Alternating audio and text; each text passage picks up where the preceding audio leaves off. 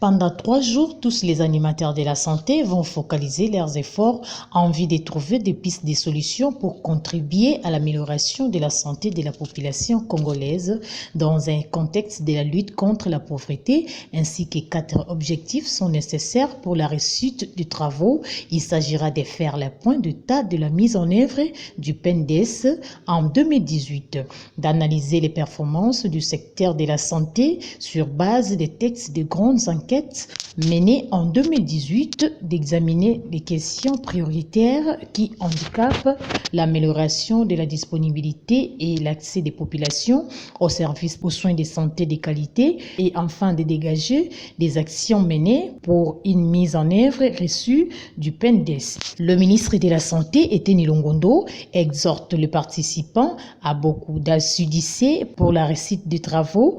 Le vice-ministre de la Santé, Albert Petit, était également présent. Mesdames et messieurs les directeurs centraux et des programmes spécialisés du ministère de la Santé, mesdames et messieurs les partenaires techniques et financiers du ministère de la Santé, mesdames et messieurs les experts d'autres ministères et institutions publiques, mesdames et messieurs les médecins inspecteurs provinciaux et chefs de division, mesdames et messieurs les représentants du secteur privé, messieurs des écoles de santé, distingués invités en vos titres.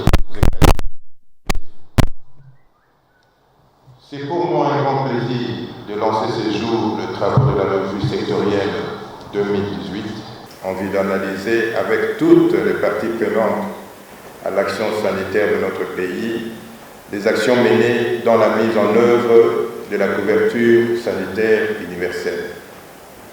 Pour rappel, la RDC, comme la plupart des pays de l'Afrique subsaharienne, ont souscrit aux objectifs de développement durable en général et en particulier à l'ODD 3 qui prône l'accès de tous aux services et aux soins de santé de qualité sans être confrontés aux risques financiers. Cet objectif de la couverture sanitaire universelle constitue la priorité du président de la République démocratique du Congo et chef de l'État, son Excellence M. Félix Antoine Tshisekedi Tshilombo, pour le secteur de la santé et fait partie intégrante du plan d'action du gouvernement que dirige de main de maître le Premier ministre et le chef du gouvernement, son Excellence M. Ilunga Ilukamba. Le gouvernement actuel est déterminé à imposer des changements dans la gestion de l'État. Il se focalisera sur l'amélioration de la gouvernance, la lutte contre la corruption, la lutte contre l'impunité et contre tant d'autres antivaleurs, notamment les antivaleurs qui gangrènent le secteur de santé en RDC. Nous sommes donc déterminés à assainir le secteur de santé et améliorer les services pour que le peuple congolais puisse bénéficier d'une santé qui lui permettra de travailler pour le développement de son pays. Le peuple congolais n'a pas besoin des gens qui s'enrichissent derrière leur dos, les gens qui le rendent pauvre en détournant le bien commun, les gens qui gonflent les effectifs du personnel de l'État pour bénéficier de salaires de personnel fictif. Le temps de l'impunité est révolu. Il est temps que ceux qui détournent le bien commun puissent répondre à leurs actes devant la justice. Mesdames et messieurs, les acteurs de santé, distingués invités, la revue que nous commençons aujourd'hui, dont le thème est « Investir en faveur de la couverture sanitaire universelle en RDC », aura pour but de contribuer à l'amélioration de la santé de la population congolaise dans le contexte de la lutte contre la pauvreté. 4 objectifs sont assignés à ces assises, à savoir, primo, faire le point de l'état de mise en œuvre du PNDES en 2018, secondo, analyser les performances du secteur de la santé sur base des résultats des grandes enquêtes menées en 2018. Tertio, examiner les questions prioritaires qui handicapent l'amélioration de la disponibilité et l'accès des populations aux services et aux soins de qualité.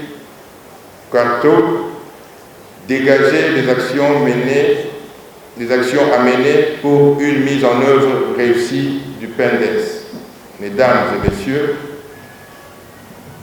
pour aboutir à de meilleurs résultats à la fin de cette revue, nous vous recommandons de recourir à vos expériences antérieures, aux leçons apprises et à votre esprit d'indépendance. Nous vous recommandons aussi d'organiser des sessions autour des questions en lien avec la marche du pays vers la couverture sanitaire universelle.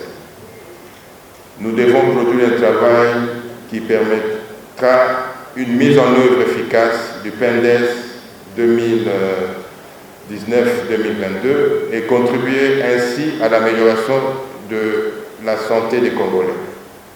Avant de clore mon propos, je voudrais féliciter l'équipe technique qui a préparé ces assises. Je témoigne aussi ma gratitude à tous les partenaires techniques et financiers qui ont consenti à l'appui matériel de ces assises. J'invite les participants à plus d'assiduité pour contribuer aux échanges que nous voulons franches et constructifs afin d'orienter l'avenir de nos prestations en faveur de la population.